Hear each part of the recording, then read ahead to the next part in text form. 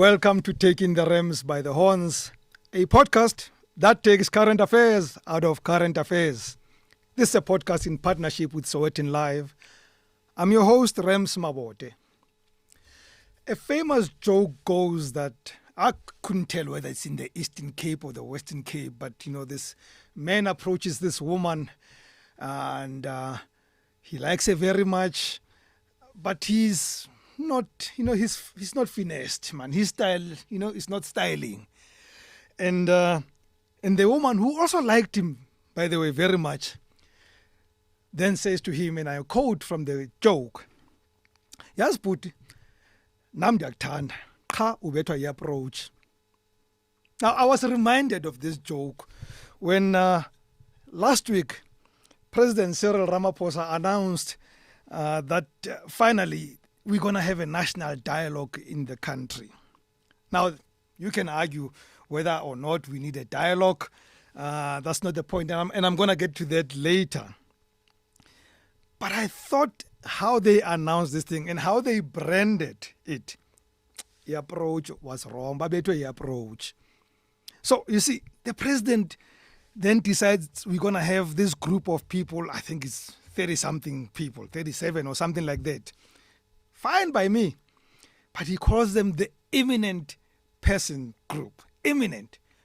Folks, we have 60 million plus South Africans and others here. What makes these people eminent? I mean, when he announced this thing, it got funny. If you listen to talk radio, people were saying, are they like influencers? I mean, what makes them eminent? And look, in truth, some of these people are top people. Dr. Brigelia Baum, former chairperson of the Independent Electoral Commission, Judge Edwin Cameron, we all know him, former Constitutional Court judge, Desiree Ellis, the most successful female national coach of football, right? I think it's difficult to doubt John Kani. Who can doubt John Kani, one of the greatest people we've ever produced in the arts in this country? So I'm not even going to single out anybody here and say they're not eminent. I could even, Robbie Brosen, entrepreneur and business person. I can even claim friend. I think Robbie has done amazing work in South Africa to be part of this group of people. But when you say they're eminent, I think your approach yakbeta, man, President. You see, because then there are a lot of people who are gonna think are equally eminent, and question would be, why not them? Like Jomo Sono. Why not Jomo Sono? He's probably the most successful, unsuccessful person I can think about in football, right? Think about it. He has undone everything he ever did. That makes him eminent, no? Why not him? Why not Judge Rathamokwatleng? Judge Rathamokwatleng has, made being a judge be celebrated, right? And when it gets boring, he then attacks everybody. Then he comes back and he does a 35-minute apology, apologizing to everybody, including those who are not yet born. What makes him not eminent? I suppose you could argue that because he's sitting on the bench currently, he's too busy, he won't be part of this thing. Well, I'll tell you, I doubt Desiree Ellis will be able to sit on this thing because Banyana have qualified for the World Cup and they'll be busy. So I'm not sure whether she'll have time to do this work. So who's to argue who must be there and who shouldn't be there? Take President Jacob Zuma. There's nobody who makes us talk in this country than President Jacob Zuma, right? And he's former president of this country. If you want people to talk, I think there's one person who makes us talk, whether it's to talk sense or nonsense, whether it's to talk for or against, but we talk because, 1 minute he thinks Floyd is the greatest thing that ever happened, and the next thing, and then he fires the man, or not fires him. We're not sure how he puts it. I suppose at the time of recording, I think I saw the fact that I think Floyd is going to fire himself. But, I'm saying when you call other 37 people imminent as opposed to everybody else? Why not everybody else? What's their fault? So I'm done with the approach, but let's talk about the content then. Dialogue. Well, one would argue that, of course, we are a country that has been created out of dialogue. Right? We spoke ourselves over the years into a lot of things. There was conversation to start the ANC in 1912, and it happened in 1912. There was the action plan of 1944, 40 something. I think the ANC's action plan, which later, by the way, led to the formation of the PAC. We had the 1955 Freedom Charter. We've been talking, and we had talks about talks, around 1990. Then we had CODESA that led to what we call New South Africa now. So you can't delegitimize talking, right? Talking is, we've had dialogues to get us somewhere. I mean, some of the dialogues are questionable as one would speak about them. Like, there are dialogues that I think went completely wrong, but I'm not going to single them out. So dialogues are important. But if you're a listener of or an observer of current affairs, you'll ask yourself, what is it that these guys have to talk about that nobody knows about? I mean, we know our problems. We don't need another dialogue. I don't, or at least we don't need it in the way that the president put it to me. I think that there are other ways of doing this thing, but we know it. Crime is one thing that we don't need to talk about. Just solve the crime. And that includes the crime that happens in your corridors, Mr. President. Everybody's stealing around you, and they stick around. Nobody gets fired. Politicians, civil servants, they all steal. And when there's a case open, they then move to another department, or they just disappear. And why do we not talk about this thing and not arrest people? We've got a 400,000 tome book called the Zondo Commission Report. It says, take some action. What do we want to talk about? Please tell me, Mr. President. What radio stations do you listen to? What newspapers do you read? I mean, I'm sure even podcasts like this tell you what we need to think about, Mr. President. Why do we need to go and talk again? I mean, why do you go stress the brothers Lekhanyan? Both of them have to sit in this thing. These guys run millions of people every week in prayer, in faith issues. You want them to go and talk about crime that affects their people? They'd rather have tea, I'm telling you that. And I'm telling you for free, Mr. President. You don't have to pay me for this. I charge for a lot of things I say. But this one, I'm telling you for free. I am not sure what we are trying to achieve that we don't know. What is it that you don't know, Mr. President, about unemployment? I mean, if you are not sure about unemployment, let me tell you what it also did. The elections of 2024, the national elections that created the GNU that you now lead, created unemployment in your own ANC. Do you know how many people had to lose their jobs now that you guys lost the numbers? So you can't even doubt unemployment inside the ANC. A lot of your comrades are unemployed because you guys lost the votes. So there is unemployment. You don't even have to hear Stats SA tell you about it. And of course, there's a debate about whether it's 31% or 45%, as if one of them is better or worse. Really? Do you want to live in a country that has 31% unemployment and think, but it's not 44%, as your MPs argue in Parliament? Come on! We know that's a problem. Which also explains, by the way, why a lot of people do podcasts, because they're unemployed. So they don't know what to do. I'm not talking about myself. I'm just saying, it does affect, unemployment affects a whole lot of people. And then education, Mr. President, education, and I'm talking basic education, long before we even get to, tertiary education, just basic education. Literacy levels in this country are scary. Numeracy levels are even more horrifying. We can't pass arithmetic, let alone mathematics. I mean, literacy, if you want proof of literacy problems, just go through Twitter. South Africans can't spell anything. I don't think they can spell your name, Mr. President. And maybe this group must talk about that. Right? So I'm not sure what they're going to do. I'm not sure when they meet in August And who do they meet with? Do they meet alone first and then do they call us into groups? How is it going to happen? Is it going to be broadcast live? Do we tune in and can we comment? I'd like to know how this is going to work. But this is the funny part. Long before we know how it's going to work, the office of your deputy tells us this is likely to cost us 700 million rand. I'd like not to laugh. I honestly would like not to laugh. We don't know what we're dealing with. How do we know how to price it? I'm not sure if it makes sense. Of course, there's been some, now trying to reverse on the number. We're not too sure. And some of it could already be taken care of by other programs that are happening. But how did we get to 700 million? Let me tell you how I think we got there. I think some people may have calculated the kind of money some people, some parties may need for the upcoming local government elections. And say, so what if we use this dialogue so that this money comes in and then it goes to electioneering? But I'm a cynic, right? I'm sure you're going to dismiss me. I'm sure I'm talking nonsense.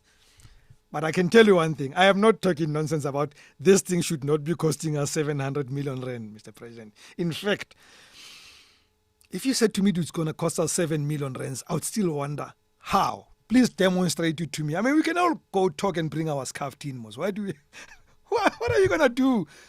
I'm sure somebody can donate a hall where we can talk like the World Trade Center was donated for CODESA. So where is this going to happen that it costs us so much money? I mean, Mr. President, with respect, the guys that you have here as your eminent persons group, I don't think that they're going to need stipends to come to this thing. They're doing fine. I mean, that includes priests like, Bishop Thabo Makgoba of the Anglican Church. I'm sure he'll be fine. The church takes care of him. He's got a very modest house in Bishop's Court in Cape Town. Doesn't live a terrible life. These guys are okay. Lindiwe Mazibuko, the former DAMP, who then went on to Harvard, I don't think that she battles too much to go along every day, day by day. Yeah, look, one could argue, Mr. President, and you probably have to explain this to me. Kgotatso Montjane, the Grand Slam tennis champion, including just recently at the French Open, winning doubles, I think she may need the money legitimately because do you remember that your government has never really supported her? Now you turn around and call her imminent. She couldn't even afford a wheelchair at some point. And all of you went under, did not hear her, did not even see her. But now she's an eminent person. Look, if we're going to spend 700 million, Mr. President, maybe she deserves 10% of that. I don't think we'll complain. Nah, I'll defend her. She deserves it. She's put her name out there in the world in a much, much better way than most of your guys have done to the world. So, Kgotatso, yeah, maybe. And maybe Gcina Mhlophe, storytellers, writers, and actors don't really make money. So, if you gave Sis Gcina some money, viva kulondawo.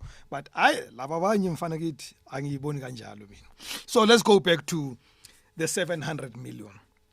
So, I was thinking, we're going to have, I'm told, 2 sessions in August this year and early next year. So, let's divide that into the 350 million rand each. What does it buy us, Mr. President? What is the result? What do we get out of that we can then say, we take to the future and we then look better and we say to our children, you see, we had a chat in August 2025 and that's why things are so beautiful, my children. That's why you guys have roof over your heads. That's why you can walk at night and not get raped or killed. That's why, young boys don't have to take anybody's money. That's why you guys can count something. What are we going to get out of this thing? Or it's going to be another chat and then we feel good that we spoke and go back to our lagers. And by the way, Mr. President, could anything that is discussed in these dialogues influence government policy? And this is a very legitimate question. And I'll tell you why I'm asking this question, Mr. President. I have never seen any shift in government policy in a long time, even when you guys talk in parliament every day, what more when outsiders come in? How are they going to influence things that you do every day? You know, the other day, Mr. President, I was watching the parliamentary channel on television, for which I pay lots of money, by the way. And there was I think this scoper, and they were grilling the head of the road accident fund. The kind of things I was hearing there was like, that's where we could get 700 million very quickly. Just stop it from bleeding. Like, you hear about people who are being appointed and getting lots of money, but they have no qualifications. I mean, like, how do you explain? Like, somebody appointed as head of legal, but they're not a lawyer. They don't have legal qualifications, and they're getting paid lots of money. How do you explain people who are supposedly PAs are running corporate services and stuff like that? Like, we have enough money before we even ask for it somewhere else. Stop. I mean, the road accident fund is actually an accident. If you think about it currently, Mr. President, that's where the money should be gotten from. Not that it should go to this dialogue of yours, but can't we just solve the solvable things before we go grandstanding and trying to look good, And no, man. One of the reasons I like Trump, Mr. President, I mean, of course, we all dislike him, and he's a very dislikable guy. But I'll tell you, I mean, as we speak, the G7, he walks out of the G7 this week, because he's decided you guys are talking nonsense, and he's got Iran and Israel to think about. Men of action, Trump and Zuma are men of action, Mr. President. They take action, those guys, rightly or wrongly. I'm just saying. So we are going to have this conversation twice at 350 apiece, and what's going to come of it? I promise you, if you gave it to either of the two gentlemen I just mentioned, Mr. President. So I'm sitting here as, by the way, somebody who believes that we need to talk our problems away. We need to come together and face issues. In the episode I recorded last week, the one thing I support is that we need to talk about race in this country. We need to face race head on and deal with it, like my guest from the Human Bridge movement said, right? I agree. But other things are not a conversation. Arrest the criminals. Make the streets cleaner. Pay the teachers more. Improve the education. Pay the nurses. If money is put aside to go to Baragwanath Hospital, it must not end at the Baragwanath bottle store next door. I mean, I know it's the same street, but it's not the same project. So just let's do the right things. And when they are not done, there's a secret word, Mr. President, or at least a phrase that was used a long time ago by the current president of the United States. You're fired. Use that word. Fire people. But don't fire those that stole.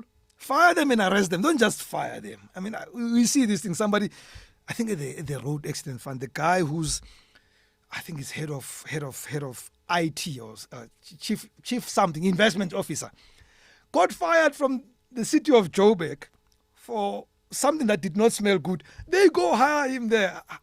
Asseblief man, let's not do this. No, man. No, Mr. President. I mean, we all want to be angry with the 49 refugees that left. But, when these things happen, they get legitimized. So I just want to know, as I conclude, because I don't want to go on forever. I'm not the only one who's going to be unhappy about this matter. I just want to know that there will be action that is actionable out of these dialogues. I just want to know that these dialogues are not going to be wasting time about things that we all know. The things we know that you have known. Remember, Mr. President, what was it, 2009? Or whenever. I don't even count years anymore because things could have been whatever. But when you came in after the ANC asked Jacob Zuma to step down, you came in and said, Tumamina. I popanga leo, Mr. President. I popanga. But please, Mr. President, I'm sure you can do better than this.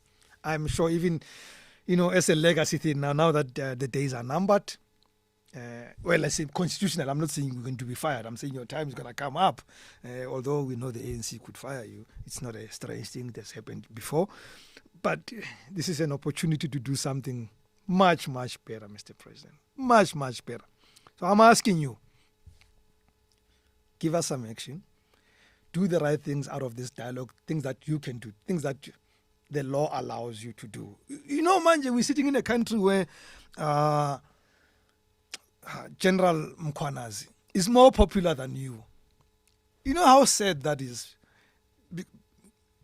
You don't want to be popular for combating crime because it tells what it means that there's a lot of crime. You know, it's like when a goalkeeper wins man of the match. It means they were under pressure.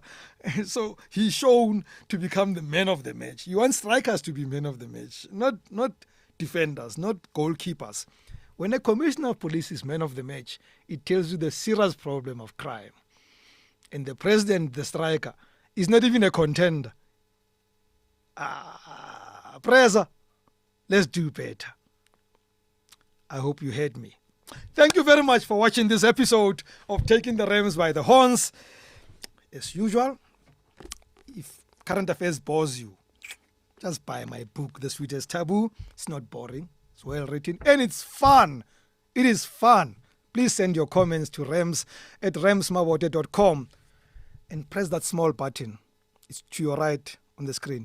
Subscribe and share. From me, Rams Mabote, goodbye and God bless.